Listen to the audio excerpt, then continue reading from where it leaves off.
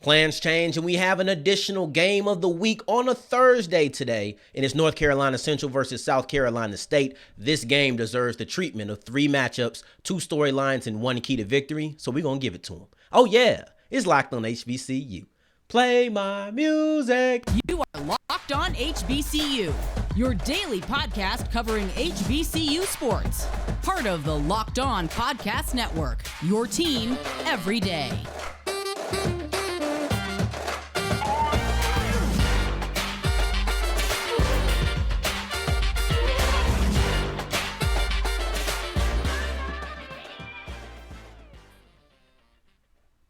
What's going on, family? Welcome back to another episode of the Locked on HBCU podcast, your number 1 daily one-stop shop for everything HBCU athletics, Monday through Friday, part of the Locked On Podcast Network, your team every day. And I, of course, am Darian Gray, a.k.a. the Mouth of the South, Texas Southern alum and former TSU Herald Sports editor. Thank you for going on this journey with me, making Locked on HBCU your first listen of the day every day. And remember, just because the mic cuts off does not mean that it's time for your journey to end. It means it's time to continue it on that blue app. Yes, Twitter at South the Exclusives. And today's episode is brought to you by BetOnline. They have you covered this season with more odds, props, and lines than ever before. BetOnline, where the game starts. Now, I understand that on the end of yesterday's episode, I came and said that I'm going to have additional games, plural, of the week. And that was my plan because that's typically how we do every Thursday. So when I do that, that's typically the day that I go through and I look at all the games that are going on because I can't remember all of them. But I try to remember most of them, and for some reason, Central versus South Carolina State just slipped my mind. I thought it was in November. I didn't think it was coming up this soon. I saw it. I said, scratch the plan, scratch the other things we have to say, because this game is so important. It's arguably the most important game of the weekend.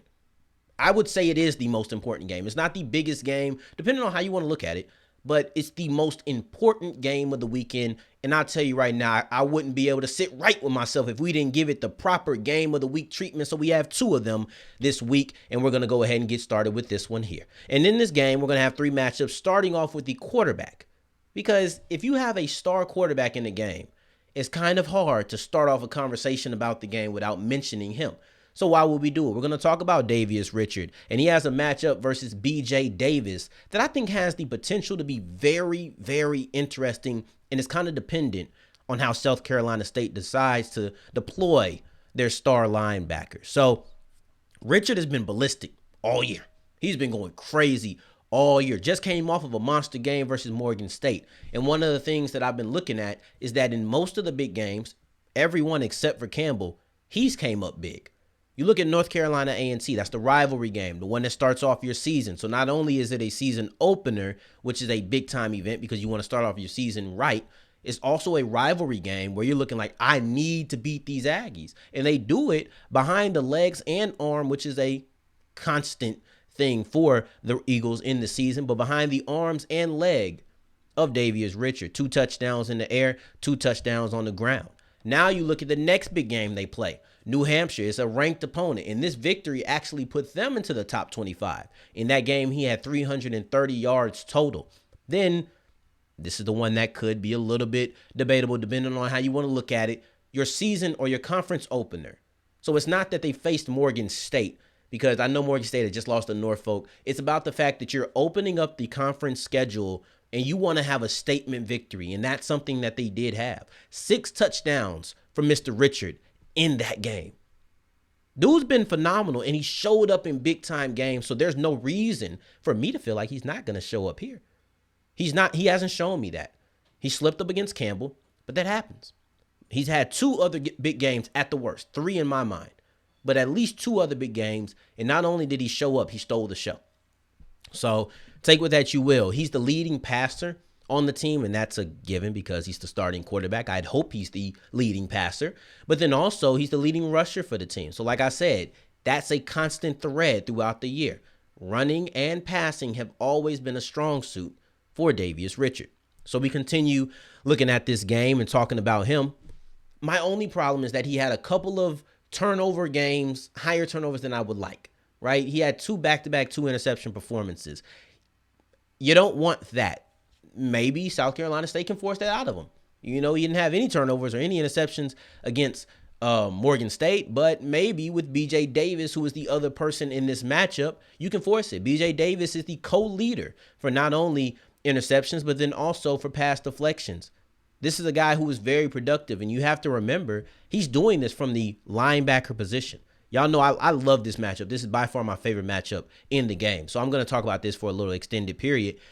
One thing that I think is very interesting is how do you deploy BJ Davis? Because he's a great cover linebacker. However, he's extremely athletic. So now the dilemma, it's not really a dilemma because I think I know my answer. But the dilemma is, do I use his cover skills to possibly take away a wide receiver, take away a passing lane, or do I use his athleticism to spy and make sure that if my DBs get it done, Davius Richard doesn't get out of the pocket? I saw this technique used in the LSU Florida game in which Anthony Richardson, quarterback for Florida, he's a great runner. He had a really good run in the later half of that game. So in response to that, LSU put their linebacker, who's really athletic, as a spy. And anytime you go, he goes. Period. Anytime your quarterback goes, my linebacker is going with him. So now the responsibility is even greater on your defensive backs because you understand that if you keep coverage, BJ Davis is athletic enough to keep up with Davius Richard. You're going to have designed runs, of course. But we're going to look at the coverage because the design runs are going to go to the linebacker. I don't even feel like that's something you need to even talk about.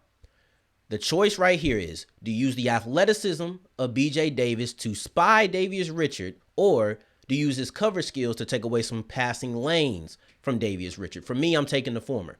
I'm going to trust my defensive backs to man up, play coverage, cover these wide receivers, and then if Davius Richard does want to get loose out of the pocket, I have BJ Davis there. To me, that's what I would do. But it'll be very interesting to see how do they deploy BJ Davis, because if they take my method, this is going to be a matchup you need to watch for all 60 minutes. The next matchup that we're talking about is another one that a lot of people are going to gravitate towards, and that's Shaq Davis versus Khalil Baker. They're not going to be head up, though. They're not going to be wide receiver, cornerback lined up. Baker's a safety, but this is going to be very interesting because not only is he a safety, he's also a great ball hawk, and both are the reasons that I'm going to highlight him in this matchup. See, he's not going to be manned up, but I think that Brandon Codrington is out of this game. I know he got hurt. I can't remember what the injury was or how long he should be out. So if somebody remembers that, put it in the comments. But it really doesn't matter if he's here or not. You're probably going to double Shaq Davis. And if you double him, I would assume that this is going to be the guy that you put on him. I'm assuming that Baker will be the guy who helps double Davis. Shaq Davis, like I said, it's two Davises. But if you double him, that obviously points out the matchup. But even if you don't, Baker's going to be over the top because Baker shares the lead in the conference with BJ Davis for interceptions. So they both have 4 interceptions on the year, and they're both second in the country in interceptions. So these guys are ball hawks. So you're going to take shots. You're naturally going to take shots because that's Davis's game. That's BJ Davis's game. Or excuse me, Shaq Davis's game. Shaq wants to get vertical. Shaq wants to get big plays. He's the leader in yards in the conference, leaders in touchdowns in the conference. This is predicated upon big plays. Well, as a safety, my job is to eliminate big plays, and I have a ball-hawking safety who, if he gets an interception, that might change Corey Fields' desire to even take those shots. There's so many things that could come from this game. I think it's truly a game-changing matchup, right? And then the last matchup is going to be really simple. It's the trenches, period. And I could break this down a little bit, but I'm not even going to. I'm just going to read the quote from Coach Oliver. He said it's going to be physical, and it starts in the trenches. They're going to try to run the ball on us. We're going to try to run the ball on them. I don't think there's going to be a whole lot of scheming and secrets. It's all about enforcing your will on somebody. How do I break that down? I think that's pretty simple. I'm not going to get eloquent because they're not going to get eloquent. They're going to enforce their will on you. I'm just going to tell you that's what it is. He just told you how he expects both teams to try to win this game. There is nothing else I need to say. I could argue that BJ Davis versus Davius Richard is the most intriguing matchup. I can argue that Shaq Davis versus Khalil Baker could be the most game-changing matchup.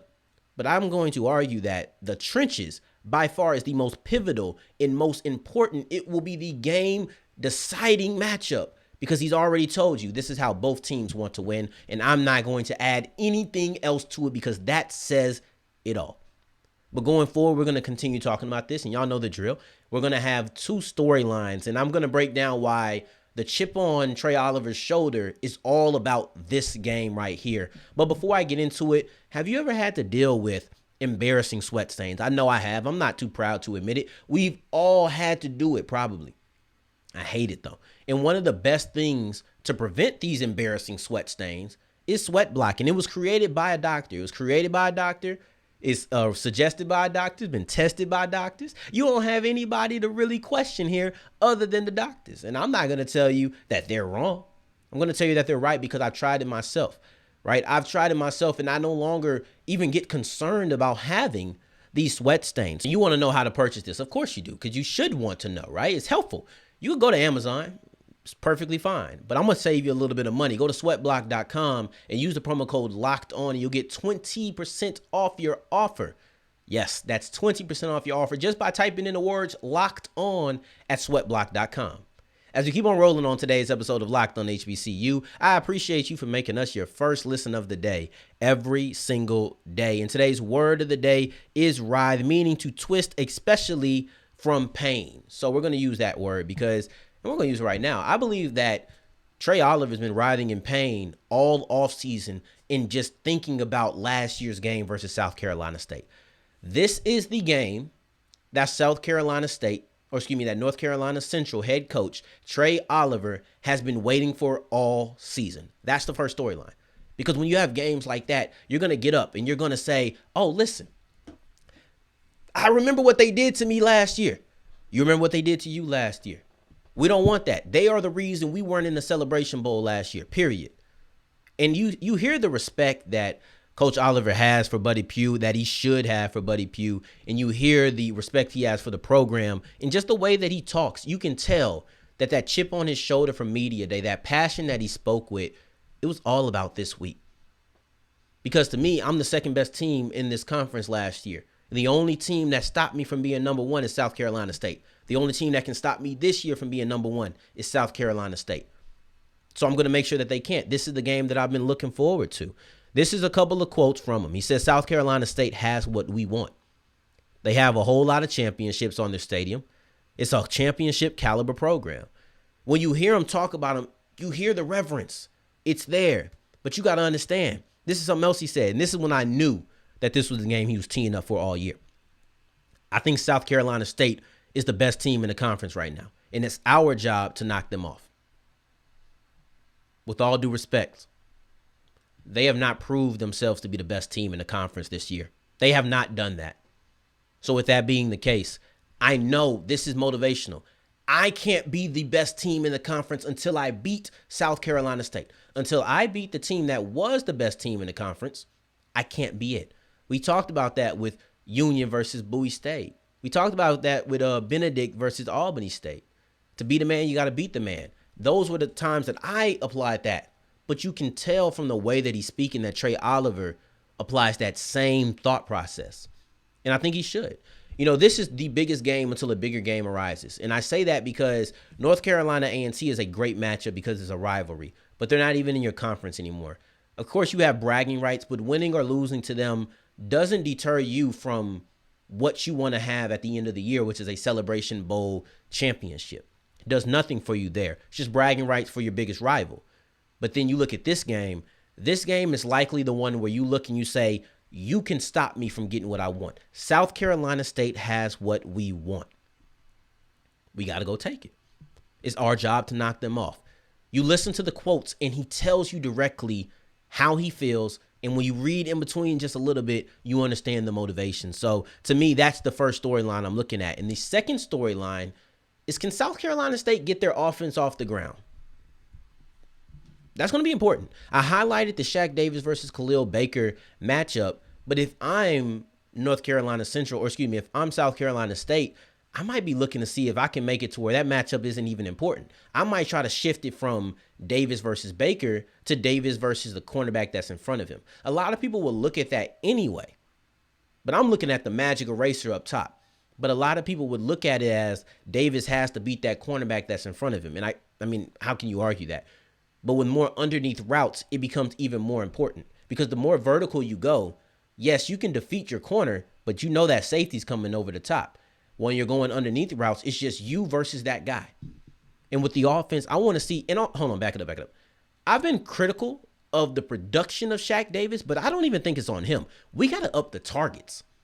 Like, I talk about how he's predicated on big plays, and I want more consistency from him. But I want to see more consistency in how he's targeted as well. I don't feel like he gets enough targets throughout the game. I just want him to be more involved, honestly. And that's my biggest gripe against him. And it's not even his fault, seriously. I mean, I guess he could not be open.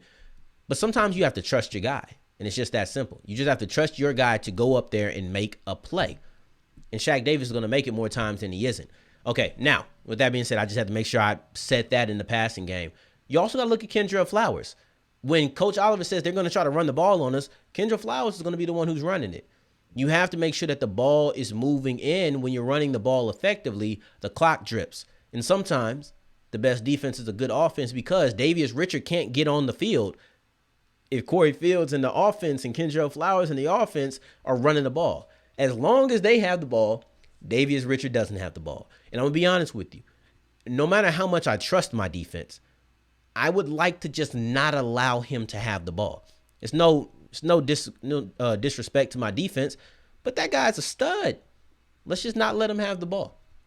Going forward, we're going to be talking about our key to victory, and they're going to be very similar to some of the things that we've already said, but I want to reiterate just how important that they are.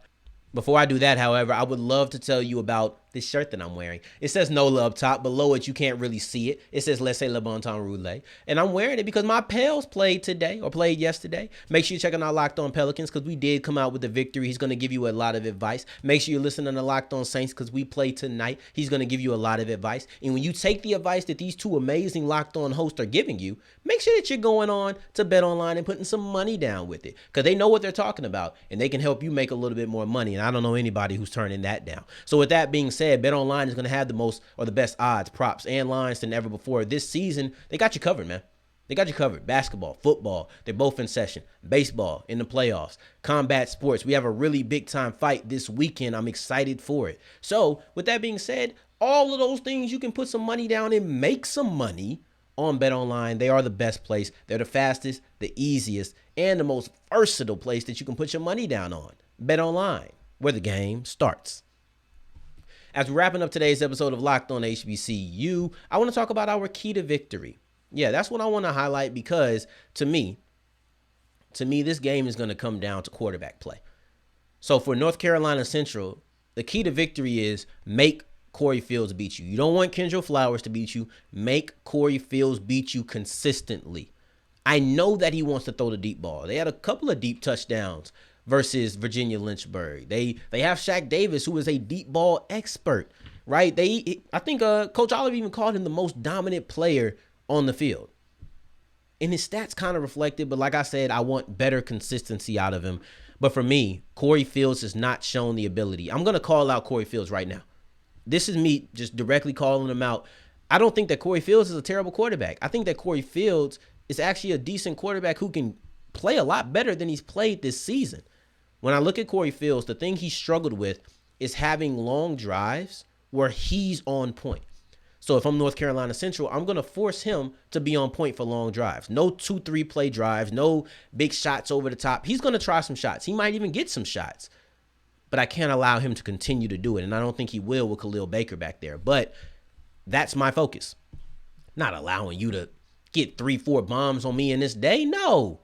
I'm going to force you to take 7-yard passes. You're going to have some 8, 10, 15, not 15, that's ridiculous, but let's just say 12-yard or 12-play drives. That's what you're going to need Corey Fields to do, where he has to be on point for 9 of those plays, 7 of those plays. You don't want long drives where they're running, but long drives where Corey Fields is going to have to be on point because to me, he hasn't shown himself to be able to do that for that many plays in a row consistently. So even if he does it for a couple, they might get a field goal out of it. I'll take some field goals. But overall, I looked at that FAMU game. They can't get down the way they did to FAMU. And that a lot of that pressure to not have that happen is going to be on Corey Fields. You get down like FAMU, I don't think this Central offense is going to stall out. They're going to keep their foot on the gas and they're going to get away from you. You're not going to have that, oh, they stopped at 20 and they threw 2 picks and you were able to get 14 points. No. And the extra pressure that's going to be on Corey Fields is the fact that against FAMU, Coach Pugh did play with a 2-quarterback system. He thought about it for a second. They mentioned it. We only saw it at the beginning. In a game with this significance, I struggle to believe that the leash is going to be long for Corey Fields. He's going to have to come out and he's going to have to play. If he doesn't, they might replace him, especially knowing that they've already toyed with the idea. Wouldn't shock me if they actually go into it. And now you look at South Carolina State, and their key to victory is going to be stop Davius Richard. I don't care if they do it with BJ Davis. That doesn't matter to me. If they do it with BJ Davis, that's fine. But if they don't, they have to have another plan. Because you can't just go in there and say, oh, I'm going to lock up the corners. I'm going to lock up the receivers. You can't do that. You might be able to lock them up, but you have to have a plan for the legs. Because once you don't have a plan for the legs, it's going to be significantly harder. And they can't guard all day. They can't. You have a certain amount of time, and I think that the offensive line for North Carolina Central is pretty decent. You know, I think they've had a solid year. You can't allow them to have as much time as Morgan State allowed them to have. You can't. So with that being the case, you got to make sure you heat him up. You got to make sure somebody's ready for when he has to run, whether that's a designed run or a scramble. You can't allow him to have 5 for 63 scrambling. It just doesn't work that way. You might have to force some turnovers. But all I know is whatever the plan is, it needs to be Davius Richard. Of course, it's not the only thing you need to win. That's never the thing with keys to victory. But if you don't stop Davius Richard, you're not going to win.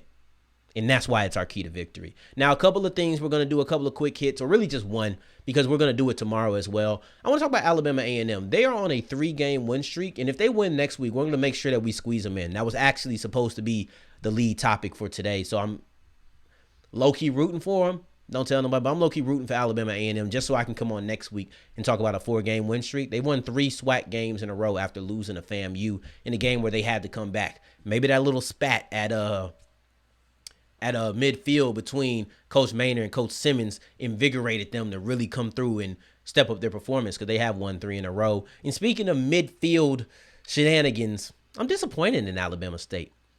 I saw an I Am SWAC shirt, and I don't know if I've just missed it or they just came out with it today, but I was very disappointed. Jackson State had them out on Monday. Come on. I don't know if I missed it, but if Alabama State is just now rolling out the I Am SWAC shirts, y'all missed a big-time opportunity. Y'all wait a week and a half to roll these out. People in Jackson, Mississippi had those out Monday. Deion Sanders wearing this at practice the next day. Y'all dropping the ball. Y'all better step it up. It's too late now. It just ain't as funny no more. Y'all got beat to it. Sorry. So, and if the shirts have already been out and I'm just now seeing it for the first time, I'll take that. Otherwise, y'all missed the marketing opportunity. But I appreciate you guys for making us your first listen of the day. Every day, tomorrow's episode, we're going to be talking about Jackson State versus Campbell, our other game of the week. And we're going to do quick hits around the HBCU once again. For your second listen of the day, make sure you're checking out our conference shows on the network. Locked on HBCU is in that family, so make sure you're checking out my brothers and sisters doing the great work that we always do on this here podcast network. In the meantime, in between time, if you're looking for me, you can find me on Twitter at South Exclusives. Until the next time that we hear each other, family, take care, stay blessed. Peace.